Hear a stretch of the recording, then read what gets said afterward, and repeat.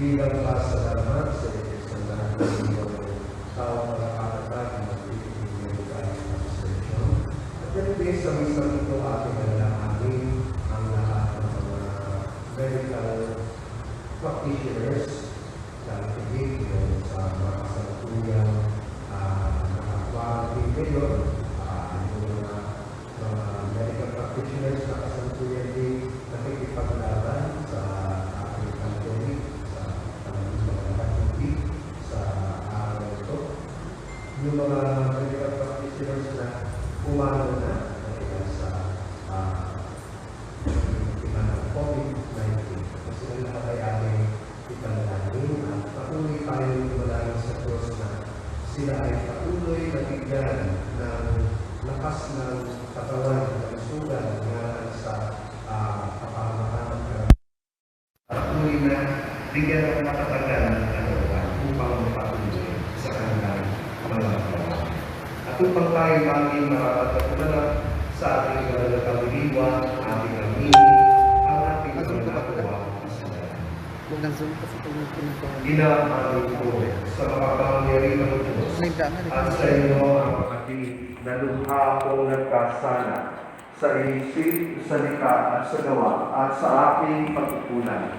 Kaya sinasalo ko sa mahal na Birhen Maria, sa lahat ng mga anghel at mga banal, at sa inyo mga kapatid na ako'y panalangin sa Panginoong ating Diyos. Kawaan tayo ng makapangyarihan Diyos, patawarin tayo sa ating mga kasalanan, patnubayan tayo sa buhay na walang hanggan. Amen.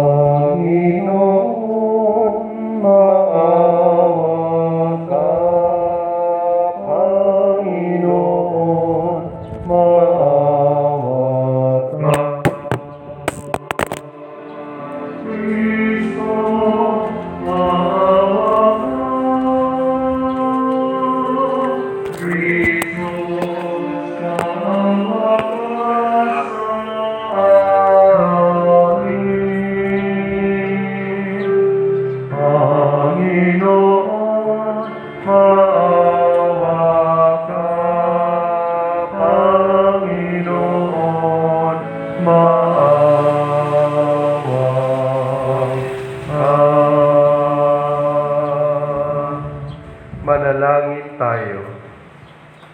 Ama naming makapangyarihan, niloob mong ang mahal na inang si Maria ay tumayong nakikipagtiis sa iyong anak na itinampok sa krus.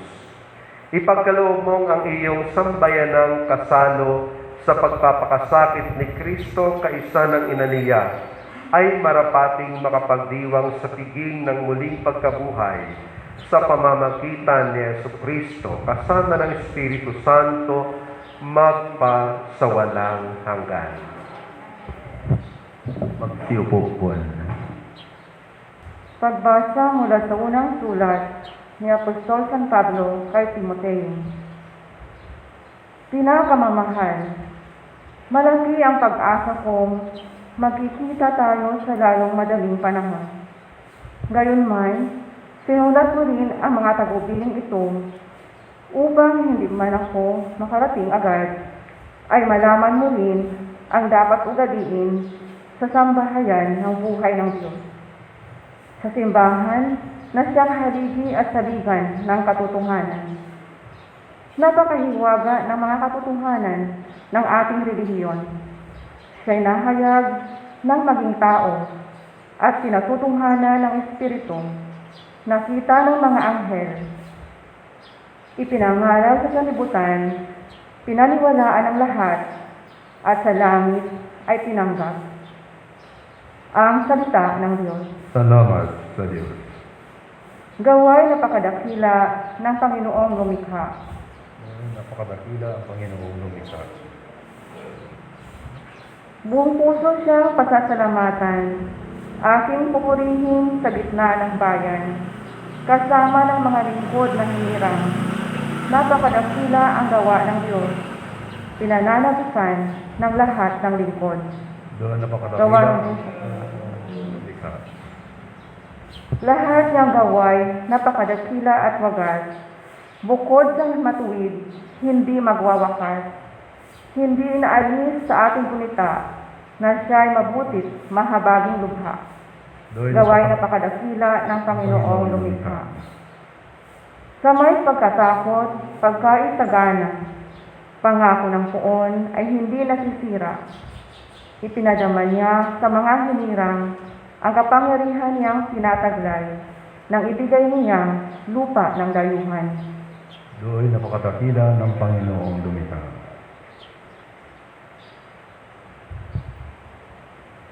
Magsitayo.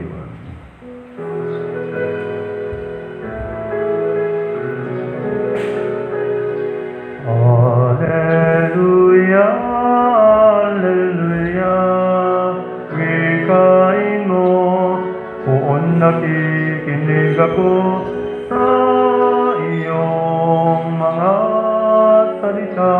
Alleluia, Alleluia, Alleluia.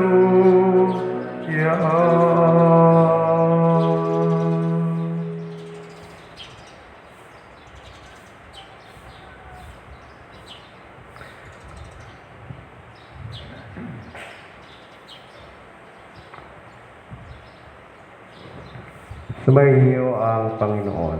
At sumayin rin. Ang mabuting balita ng Panginoon ayon kay San Lucas. Papuri sa iyo, Panginoon. Noong panahon iyon, sinabi ng Panginoon, sa ano ko nga ayahambing ang mga tao ngayon? At ano ang nakakatulad nila? Katulad sila ng mga batang nakaupo sa plaza at sumisigaw sa kanilang mga kalaro.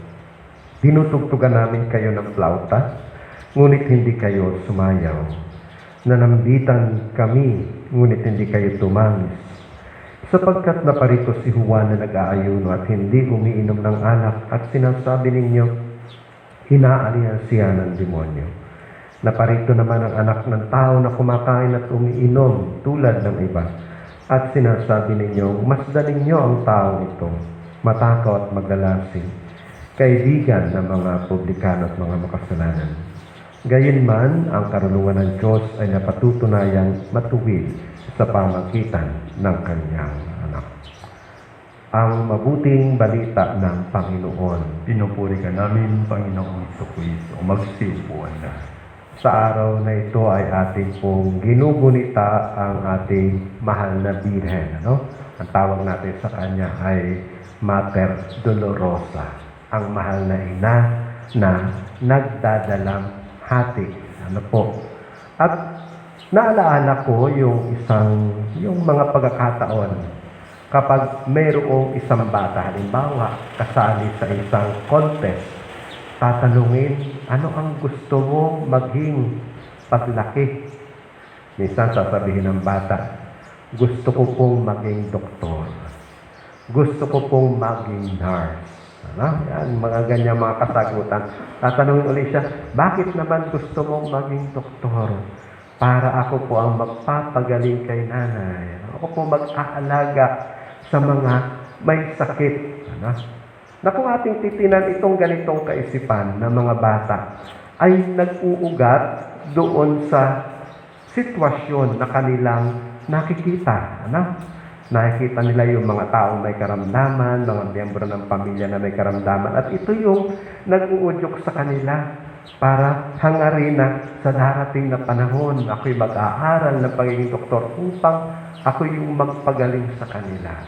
Sa mga darating na panahon, ako'y magiging isang nurse para ako yung mag-aalaga sa kanila. So yung ating mga pinapangarap ay bilang tugon doon sa mga nakikita nating mga sitwasyon sa kasalukuyan. At ako'y naniniwala na kayo rin po, mga doktor at mga medical practitioners, ay ganito rin yung pinagsimulan ng inyong mga pangarap. Yung sitwasyon ng mga tao. Maaring sa pamilya ay mayroong ganitong profesyon, pero higit pa doon sa nakikitang ginagawa ng pamilya. Kaya humantong sa ganitong medical profession. Ano?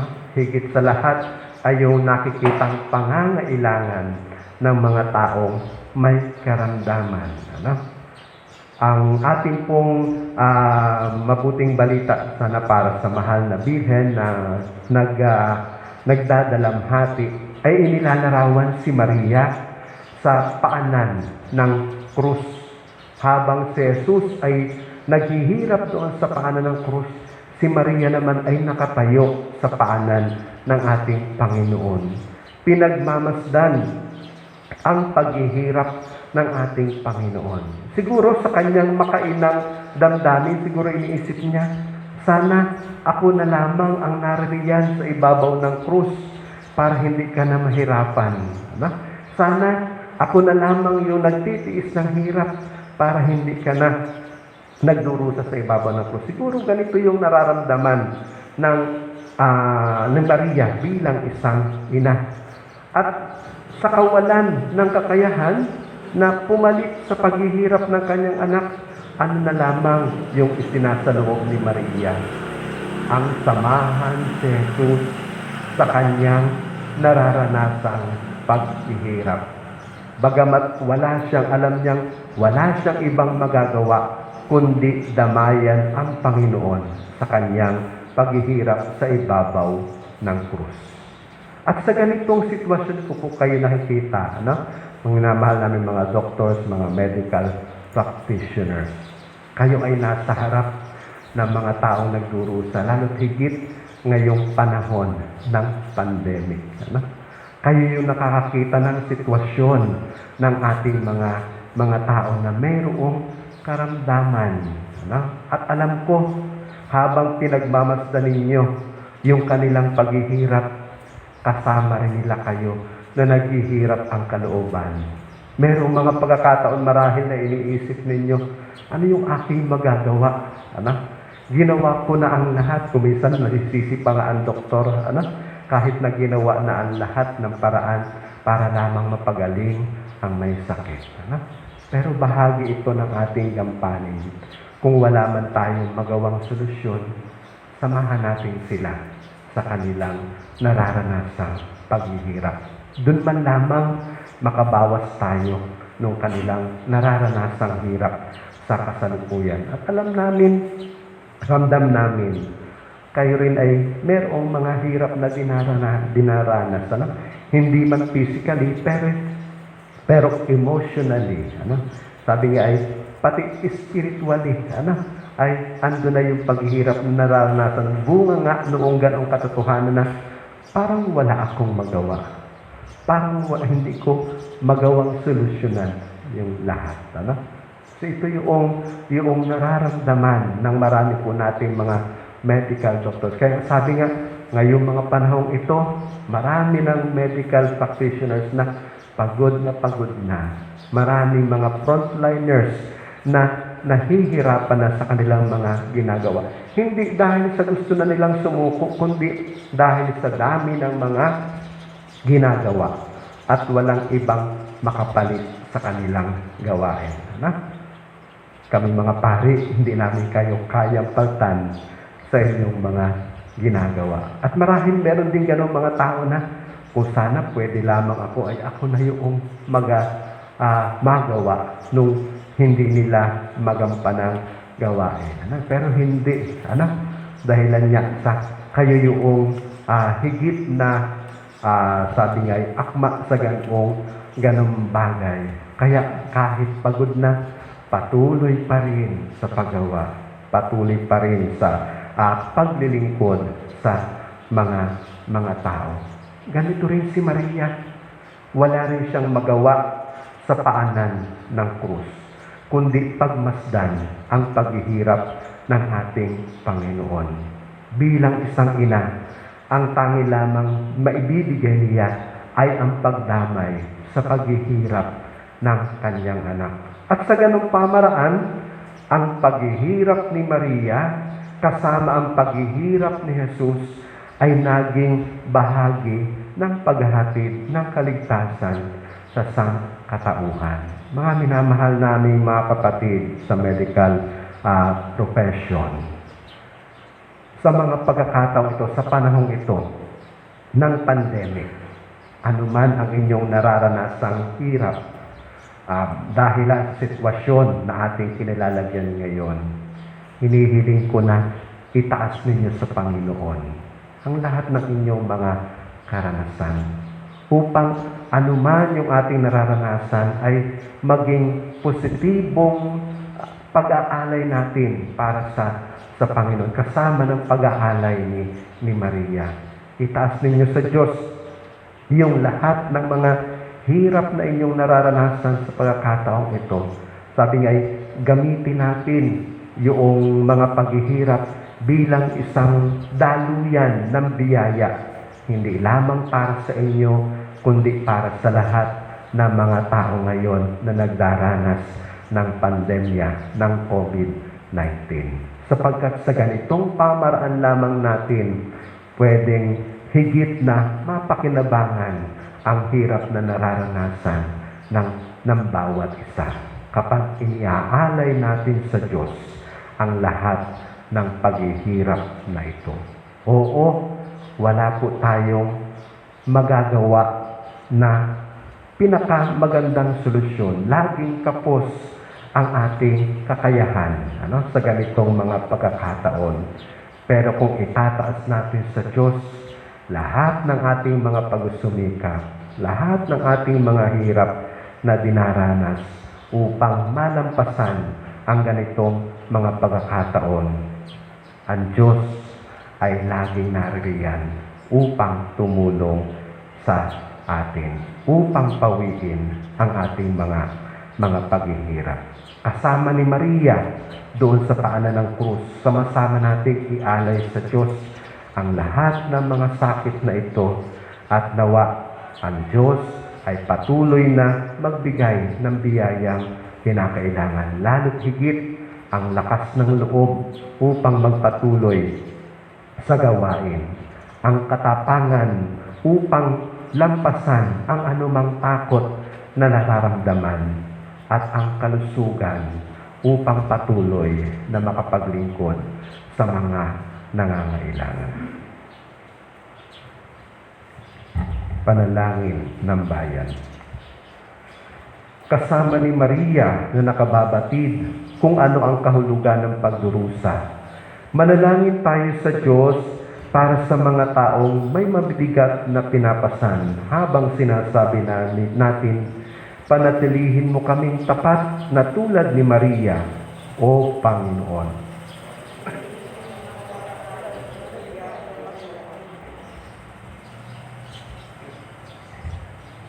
Ang mga nabibigatan dahil sa dalamhati at mga pagsubok, naway makatagpo ng kapayapaan at ginhawa ng loob habang pinagninilayan ang mga pighati ni Maria.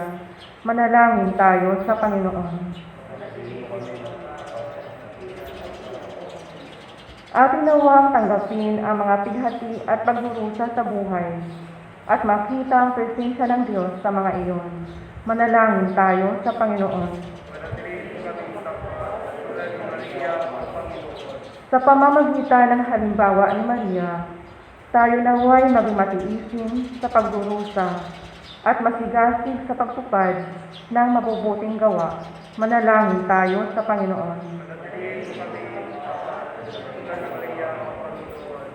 Sa gitna ng mga kahirapan at pagsubok sa ating pang-araw-araw na buhay, matuklasan nawa natin ang tunay na kahulugan ng buhay Kristiyano. Manalangin tayo sa Panginoon. Tulad ni Maria, O Panginoon. Ang mga nagdurusa dahil sa karamdaman, naway makatagpo kay Maria ng tunay na kanlungan at aliw. Manalangin tayo sa Panginoon. Panatilihin mo kami katulad ni Maria, O Panginoon. Diyos ng lahat ng biyaya, higit pa sa lahat ng aming inaasam ang iyong balak para sa mundo. Panatilihin mo kaming nagtitiwala sa kapangyarihan ng iyong mapagligtas na pag-ibig. Hinihiling namin ito sa pamagitan ni Kristo na aming Panginoon. Amen. Magsisiupo po ang lahat.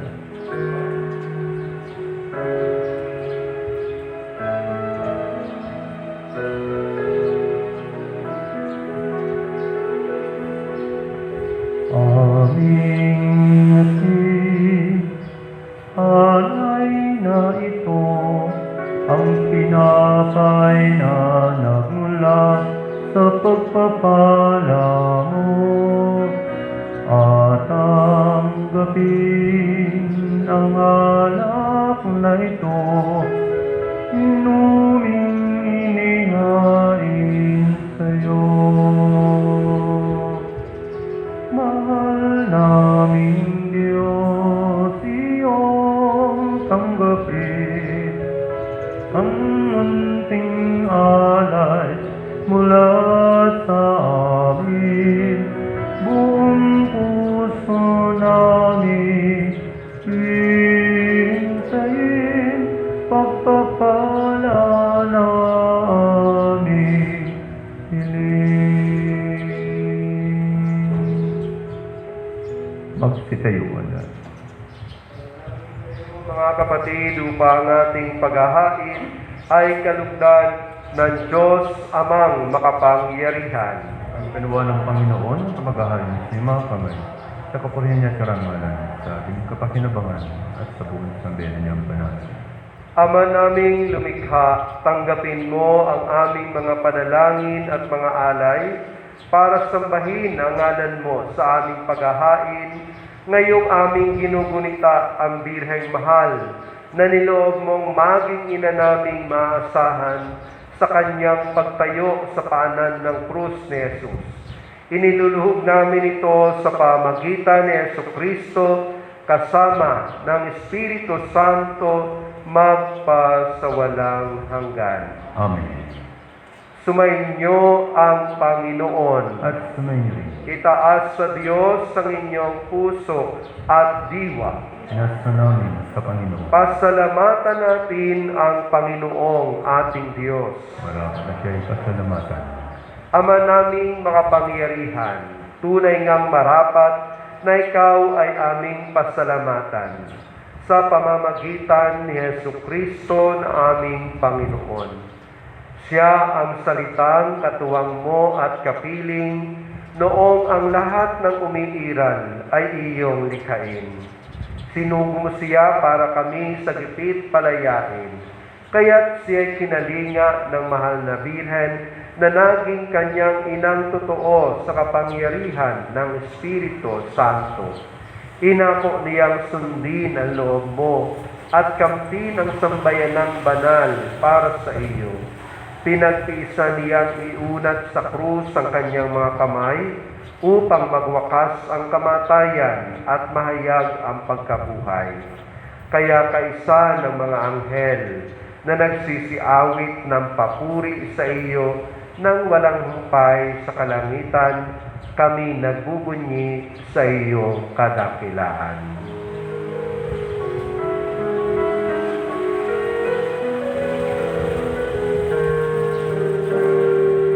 Santo, Santo, Santo, Panginoong Diyos na makapangyarihan, napupuno ang langit at lupa sa kalwalhatian mo.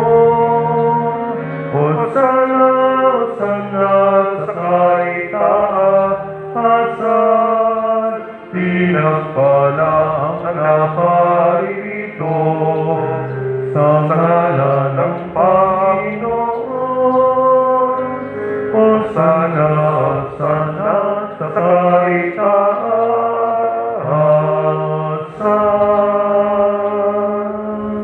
Magsilod ang lahat.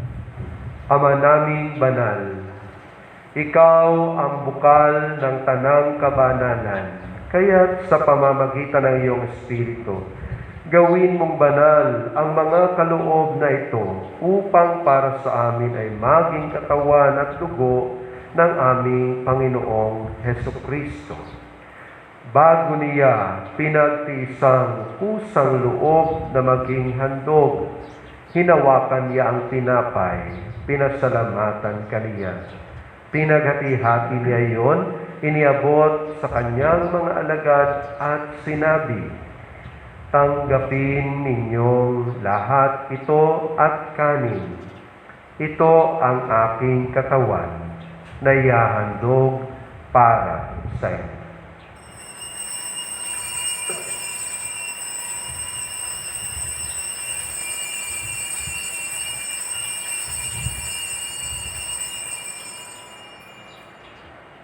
Gayun din naman, nung matapos ang hapunan, hinawakan niya ang kalis. Muli kaniyang pinasalamatan, iniabot niya ang kalis sa kanyang mga alagad at sinabi, "Tanggapin ninyong lahat ito at inumin. Ito ang kalis ng aking dugo ng bago at walang hanggang tipan. Ang aking dugo na ibubuhos para sa inyo at para sa lahat, sa ikapagpapatawad ng mga kasalanan. Gawin ninyo ito sa pag-alaala sa akin."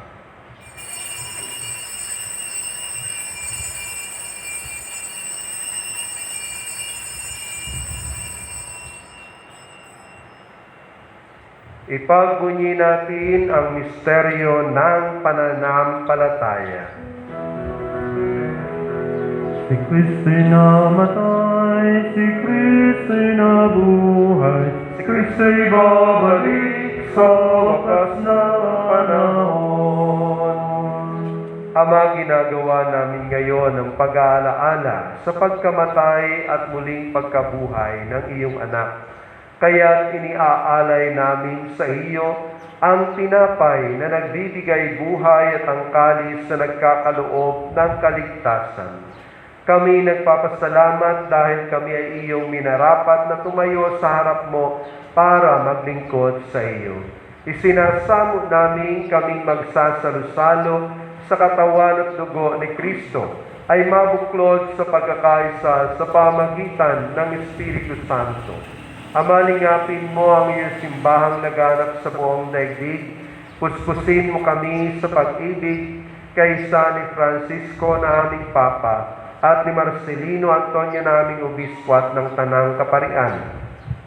Alalahanin mo rin ang mga kapatid naming nahimlay ng may pag-asang sila'y muling mabubuhay, gayon din ang lahat ng mga pumanaw. Kawaan mo sila at patuloyin sa iyong kaliwanagan.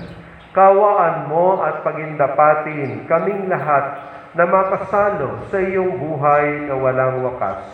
Kaysa ng mahal na Birheng Maria na Ina ng Diyos, kaysa ng mga apostol at lahat ng mga banal na namuhay dito sa daigdig ng kalugod-lugod sa iyo, may pagdiwang nawa namin ang pagpupuri sa kararangal mo sa pamagitan ng iyong anak na aming Panginoong Hesukristo. Sa pamamagitan ni Kristo, kasama niya at sa Kanya, ang lahat ng parangal at papuri ay sa iyo, Diyos Amang makapangyarihan, kasama ng Espiritu Santo, magpasawalang hanggan. Amen. Magsitayo po na. Sa tagubili ng mga nakagagaling na utos sa turo ni Jesus na Panginoon natin at Diyos, pahayag natin ng lakas loob.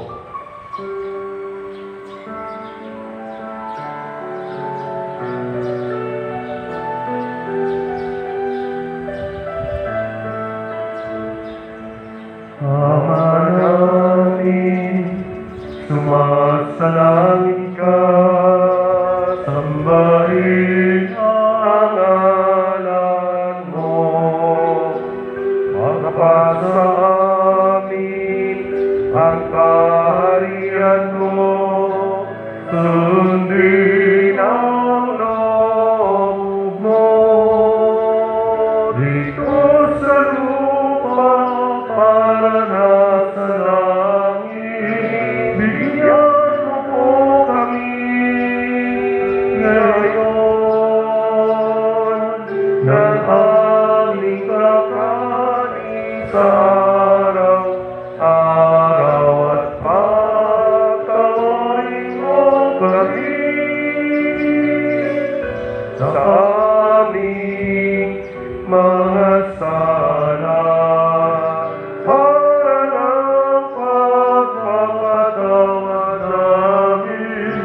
sa nakakasala sa amin. At huwag mo kaming maitulad sa tukso,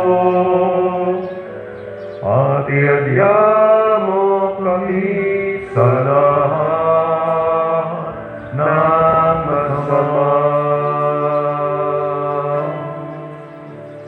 Hinihiling namin kami adya sa lahat ng masama, pagkalooban ng kapayapaan, araw-araw iligtas sa kasalanan at ilayo sa lahat ng kapahamakan, samantalang aming pinananabikan ang dakilang araw ng pagpapahayag ng tagapagligtas naming si Hesu Kristo. Sapagkat sa iyo kaharian, kapangyarihan at kapurihan, ngayon at magpakailanman. Ngayon at magpakailanman. Panginoong Jesucristo, sinabi mo sa iyo mga apostol, kapayapaan ang iniiwan ko sa inyo, ang aking kapayapaan ang ibinibigay ko sa inyo. Tunghayan mo ang aming pananampalataya at huwag ang aming mga pagkakasala. Pagkalooban mo kami ng kapayapaan at pagkakaisa ayon sa iyong kalooban, kasama ng Espiritu Santo, magpa sa walang hanggan. Ang kapayapaan ng Panginoon ay laging sumainyo. Mabigay kayo ng kapayapaan sa isa't isa. Peace.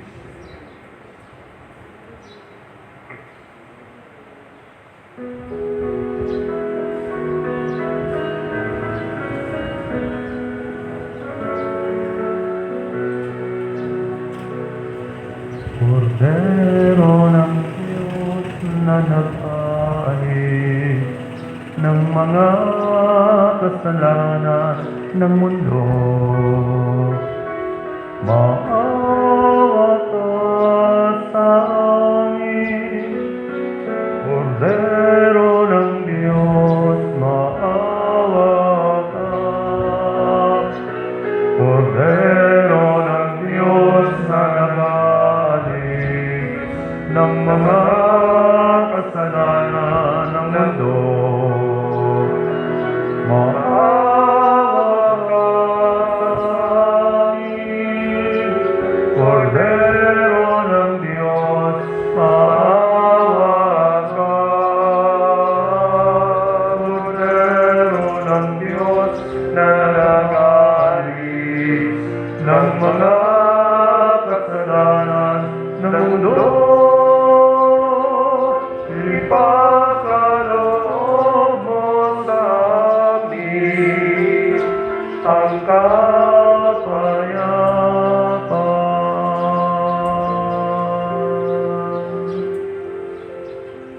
Magsilusan. Ito ang kordero ng Diyos na nag-aalis ng mga kasalanan ng sanlibutan. Mapapalad ang mga inaanyayahan sa kanyang banal na piging.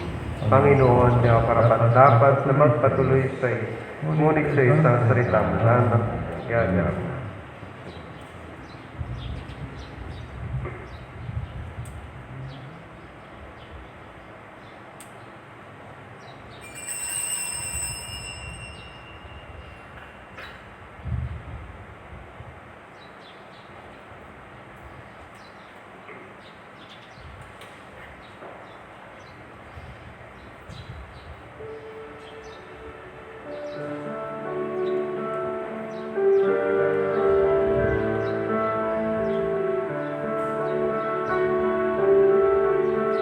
Ikaw, Diyos, ang tinapay ng buhay dinasbasan, ni Ate inialay. Buhay na ganap ang sa aming kaloob at pagsasalo walang hanggan. Basbasan ang buhay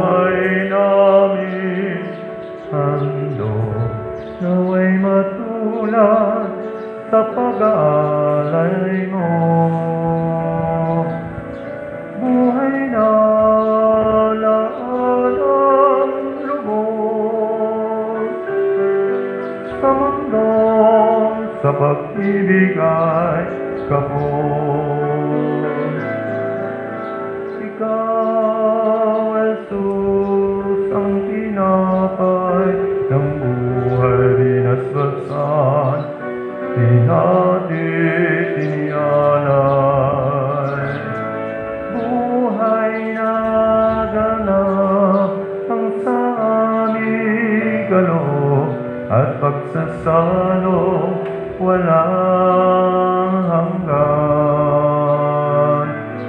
at pagsasalong walang hanggan.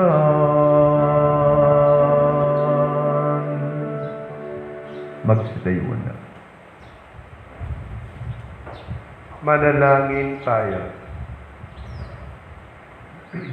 Ama naming mapagmahal, ngayong napagsaluhan na ang tiging na nagligtas sa amin, hinihiling namin mga gumugunita sa paikipagtiis ng mahal na Birhen na aming maituloy ang paghihirap na kailangan pang gawin ni Kristo para sambayan ang kanyang katawan bilang tagapamagitan kasama ng Espiritu Santo magpasawalang hanggan. Amen. Sumainyo ang Panginoon. At pagpalain kayong lahat ng makapangyarihang Diyos, Ama at Anak at Espiritu Santo. Amen. Tapos na ang ating banal na pagdiriwang, humayo kayong mapayapa. Salamat sa Diyos. Sa ampon mo't biglang awa, Ina naming makalinga, papurihin ka nawa ng buong langit at lupa. Apabigwi sa dagat, Ina ng Diyos, Anak at laging direng wagas, sinto ng langit na bukas. Sa ampon magbiglang awa, Ina naming magalinga, papurihin ka nawa ng buong langit at lupa. Dinig mo kay Gabriel ang bati Ave o Birhen na kapayapaan namin at kay Elba'y palit man din. Sa ampon mo't biglang awa, Ina naming makalinga, papurihin ka nawa ng buong langit at lupa. Sa tulong mo, direng wagas, nakikita ang bulag na hango ang bihat. Ikaw ang lunas sa hirap. Sa ampon mo't biglang awa, Ina naming makalinga, papurihin ka nawa ng buong langit at lupa. Umaga po at maraming salamat sa inyong lahat.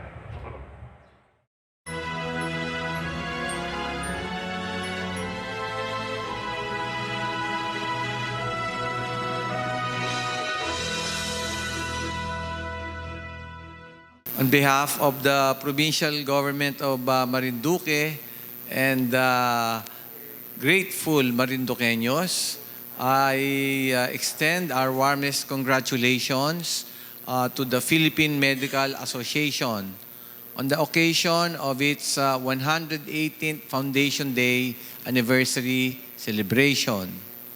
Their team, sama-sama at pagkakaisa laban sa pandemya, is very appropriate because we are now in the midst of a fierce battle against an unseen but very deadly enemy. And the only way to defeat such a very powerful enemy is for us to be working together. And let us put our shoulders to the wheel and be united in this endeavor For without the help of each and every one and all the sectors in the society, it will be quite difficult to defeat this very challenging and fierce enemy. So I also greet the Philippine Medical Association Marinduque chapter, headed by the very dedicated and hardworking president, Dr. Arlene Labatete Nebreja, for its generous contribution to the effort of the provincial government in trying to eradicate the deadly COVID-19 virus. I especially thank them for helping us in the vaccination program and for providing the much-needed manpower in our 3 hospitals in the province. Everybody is aware that there is now a surge in Marinduque as well as in other places. And this is the opportune time that the Philippine Medical Association Marinduque chapter extended its very valuable support in providing treatment to our infected kababayans and in managing the other cases, whether mild or moderate. So on behalf again of our grateful Marinduqueños, maraming salamat po sa inyong lahat, sa Philippine Medical Association and also the Philippine Medical Association Marinduque chapter. Mabuhay po kayong lahat. Stay safe and God bless. Binabati po natin ang Philippine Medical Association sa kanilang 180th Foundation Day Anniversary. Lalo na po ang Marinduque chapter na pinamumunuan ng ating kaibigan, Dr. Arlene Labatete Nebreja.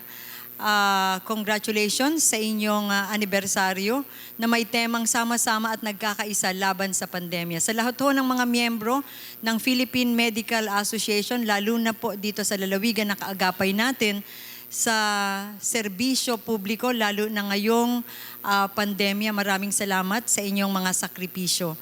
From the bottom of my heart, really thank you for all the sacrifices that you are doing in this time of pandemic. God bless you. Magandang araw po sa inyong lahat at amin pong ipinapaabot ang aming pagbati sa lahat ng ating mga medical practitioners sa pagdiriwang ng ikasandaan at 18 taong pagkakatatag ng Philippine Medical Association. At ngayong araw pong ito, ipinagdiriwang ng ating inang simbahan ang kapistahan ng mahal na Birhen ng Dolorosa na inilalarawan ng banal na kasulatan na naroroon sa paanan ng krus, nakatingin kay Jesus na naghihirap doon sa krus. Wala siyang magawa sa paghihirap ni Jesus. Wala siyang maibigay na solusyon. Marahil bilang isang ina, ang nanaisin niya ay palitan si Jesus doon sa ibabaw ng krus at siya na lamang ang magdusa. Ito marahil yung kanyang kalooban at naisin. Pero wala siyang ibang magawa kundi ang isama ang kanyang paghihirap at ang kanyang pagtitiis sa pagdurusa ng ating Panginoon.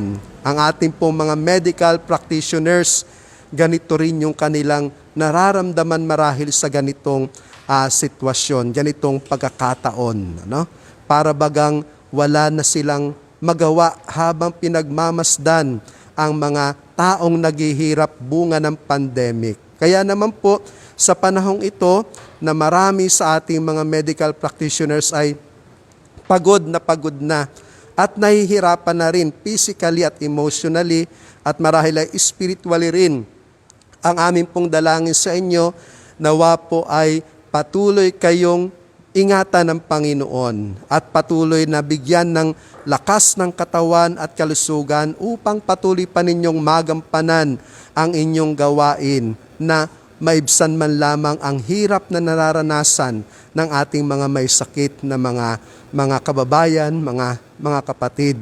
At ganoon din, ang dalangin din po namin na kayo rin po sana ay patuloy na bigyan ng Diyos ng katatagan ng kalooban upang sa kabila din ng inyong pinagdaraanang hirap ay patuloy ninyong maibigay ang inyong sarili sa paglilingkod sa mga taong ipinagkatiwala sa inyong mga kamay. Kami po'y dumadalangin para sa inyong kaligtasan, para sa inyong kalusugan. At nawa sa panahong ito na ika-118 taon ng pagkakatatag ng Philippine Medical Association, patuloy kayong pagkalooban ng Diyos na biyaya na inyong kinakailangan sa mga panahong ito.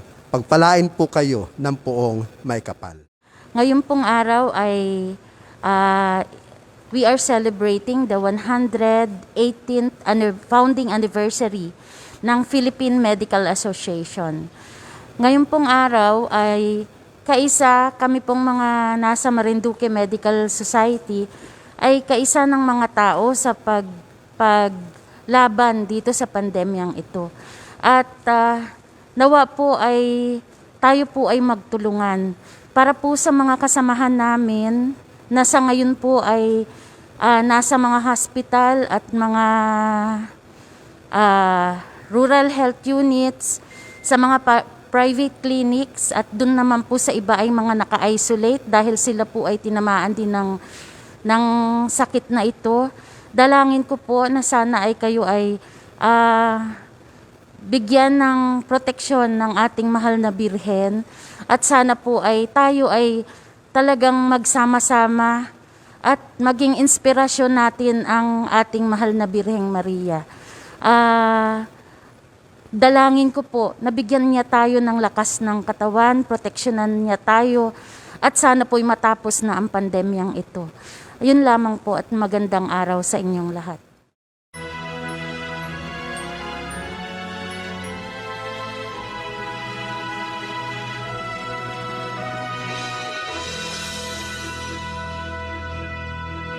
Puso ko'y tinig ng kasayahan, dahil ako'y nasama sa tanan.